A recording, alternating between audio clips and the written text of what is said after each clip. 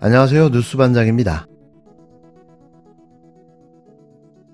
헌재가 윤석열을 대통령직에서 파면한 지 벌써 엿새가 지났는데요. 그런데도 내란 수괴는 여전히 현실을 부정하며 한남동 대통령 관저에서 꿈속을 헤매고 있습니다. 탄핵이 마지막 순간에 뒤집힌 거라고 주장하며 헌법재판소 판결마저 부정하고 있는데요. 이쯤 되면 현실 부정이 아니라 범죄 부정인 거죠. 자신이 한 짓이 얼마나 무거운지조차 모른 채 정신승리로 버티는 모습은 국민을 기만하고 있는 건데요. 이쯤 되면 정말 병원을 가봐야 할 상태인 거죠. 이철우 경북도지사는 어제 서울 한남동 관저에서 윤석열을 만났다고 밝혔습니다. 그는 오늘 자신의 SNS에 글을 올리며 윤석열 대통령님을 찾아뵈었다고 했는데요. 파면된 자를 대통령이라 부르는 그 발언 자체가 민주주의에 대한 모독입니다. 이 지사는 나라가 무너지는 모습을 볼 수 없어서 대선 출마를 선언했다고 윤석열에게 말했다고 전했는데요.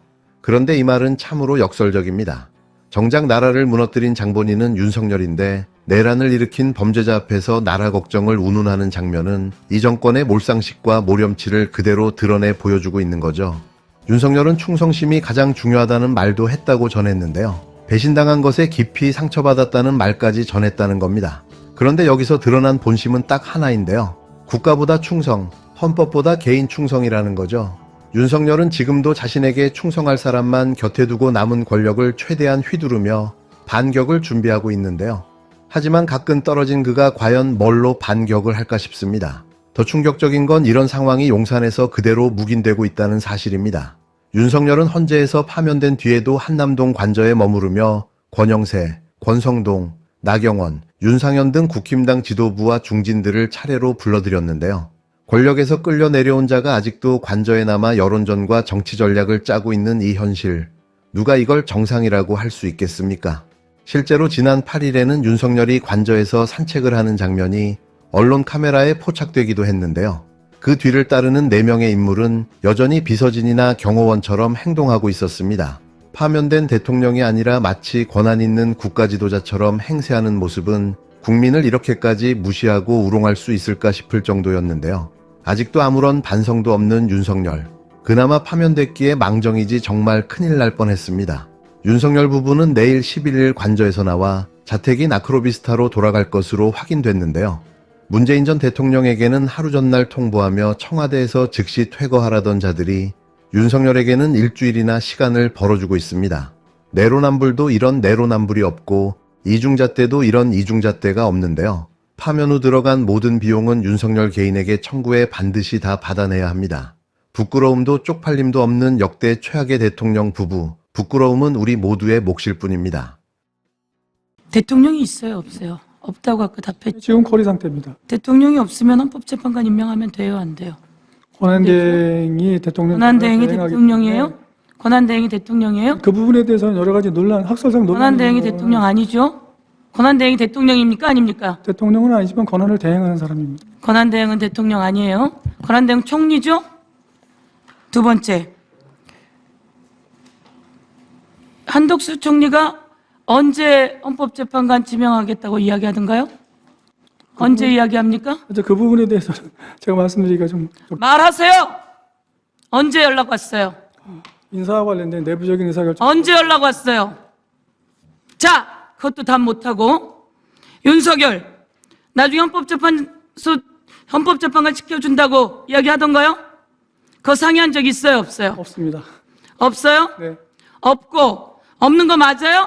네. 확실해요? 그렇습니다. 확실해요? 가슴에 손을 얹고 확실해요? 네, 그렇습니다. 확실해요? 그런데 한덕수 총리가 헌법재판관 시키겠다고 이야기를 해요? 언제 연락 왔어요? 근데 그 의사결정 과정에 대해서는 제가 잘 모르고요. 언제 연락 왔어요? 그런 부분은 이제 정부의 내부적인 인사 관련. 언제 연락 왔어요? 한덕수 복귀한 지 며칠 되지도 않았어요. 제가 언제 연락 왔어요? 적절치 않습니다. 네. 자, 그래서 내가 오늘 이야기합니다. 한덕수가 왜 이 시점에서 대통령도 아니면서 대통령이 파면당했는데 이완규 처장을 헌법재판관으로 임명하려고 할까? 지명하려고 할까? 이것은 윤석열과 한덕수가 내통하고 있는 거다. 난 이렇게 의심하지 않을 수가 없어요. 거기에 법제처장은 같이 함께 부하 내동하는 사람이다. 이렇게 이야기할 수밖에 없어요. 자, 지금 헌법재판관에 맞다고 생각해요? 지금 법제처장 그만둬야 되는 거 아니에요? 양심에 손을 얹고 내가 과연 이 나라의 법제처장으로 지금 있는 게 맞는가? 맞지 않잖아요. 그만둬야죠. 그런데 무슨 욕심이 지나쳐서 헌법재판관을 임명할 대통령도 없는데 지명받았다고 버티고 있다는 거예요. 다시 한번 지적합니다. 그리고 화면 한번 들어봐 주세요. 윤석열 관저에서 무슨 일이 있었는지 제가 낱낱이 화면에 나오지 않으면 이야기하겠습니다. 관저에 요리사들이 주르륵 들어갔다가 주르륵 나오고 한밤중에 차들이 주르륵 나오면서 과연 무슨 파티를 했는지 저 장면 봐주세요. 차들이 요리사들이 들어가는 장면입니다. 더 한번 틀어주세요. 요리사들 한 번 더 틀어주세요. 요리사 모자. 요리사 모자가 쭉 들어가는 거 보입니까? 제가 훨씬 더 많은 자료가 있어요. 이 훨씬 더 많은 자료에 한밤중 11시에 차가 줄줄이 나오는 장면부터 지금 파면당했어요. 문재인 대통령한테 청와대 비우라며 김은혜가 나와서 왜 청와대 비우지 않냐 그래서 청와대에 나와서 호텔에 있다가 가신 분이 문재인 대통령이에요. 그런데 파면당한 지 언젠데 내가 앞으로 비슷한 청소하고 있다는 얘기도 들었는데 왜 나가지는 않고 요리사들이 저기를 뛰어 올라가는 겁니까?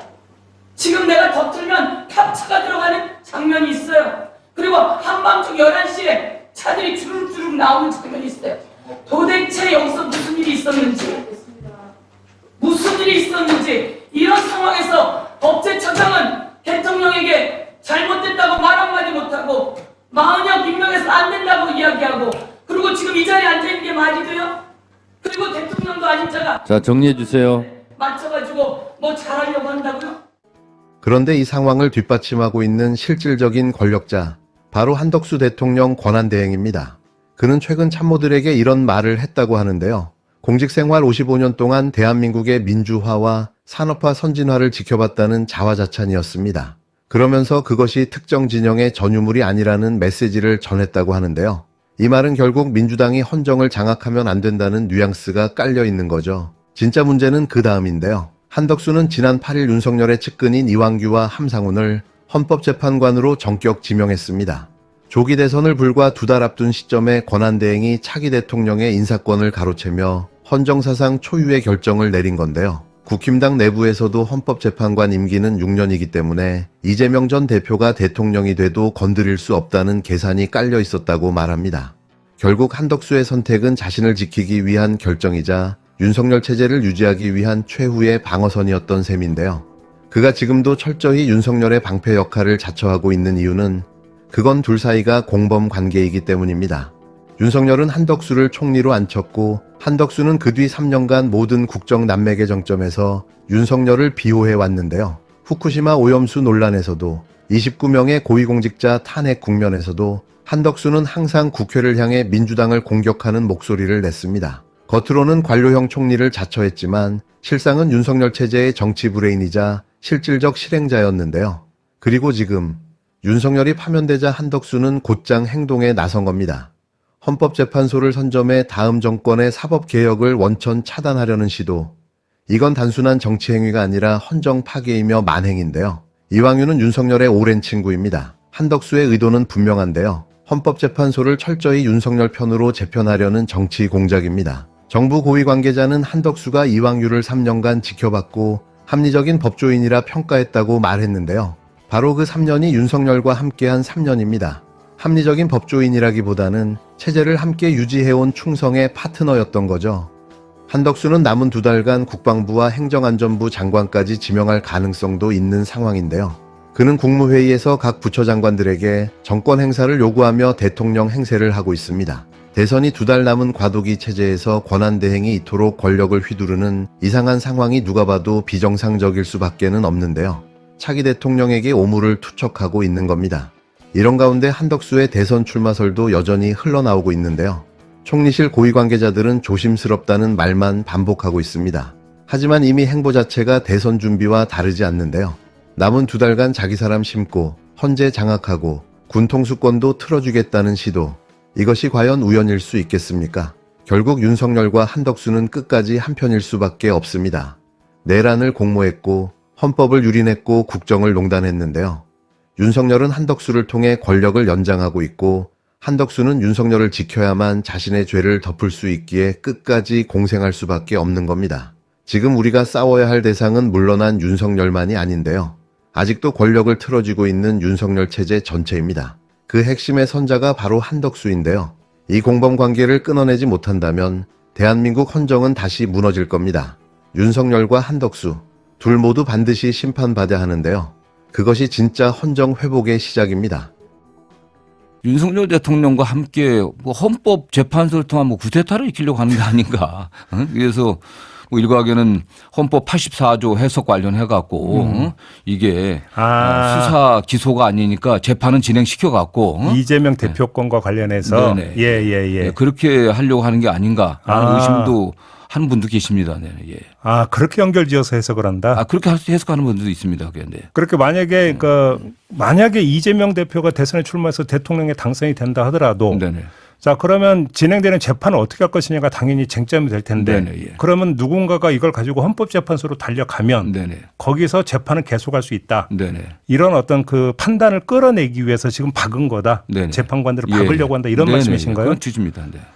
그런 그림이다. 네, 뭐 그렇게 얘기하는 분도 계시고요. 예. 저도 뭐 극단적으로 생각하고 싶지는 않지만 그 국민들이 선출한 대통령을 탄핵이 아닌 이런 방식으로 어쨌든 그 지위에서 물러나게 하는 것은 정말 뭐 제가 본 그 구태타인데 네. 구태타 아니겠습니까? 그게. 예. 근데 저 헌법 84조 해석을 이렇게 이상하게 해석해 갖고서 뭐 진행되는 재판은 할 수 있다라고 해석해 갖고 그렇게 할 수도 있는 거 아니겠습니까? 그게. 근데 그걸 헌법재판소에 최종적인 결론을 내려야 되니까요. 어제 저희와 인터뷰했던 박성준 원내수석도 그 얘기를 저희한테 했고 네네. 또 그 다음에 박찬대 원내대표도 똑같은 이야기를 했던데 그 헌법재판관 3명 추천 과정에서 네네. 추경호 당시 국민의 원내대표가 이완규 법제처장을 헌법재판소장을 앉히는 이야기를 꺼낸 적이 있었다. 네네. 그럼 그때는 그러니까 내란 전이잖아요. 네네. 예. 그럼 그때는 어떤 구상이었을까요?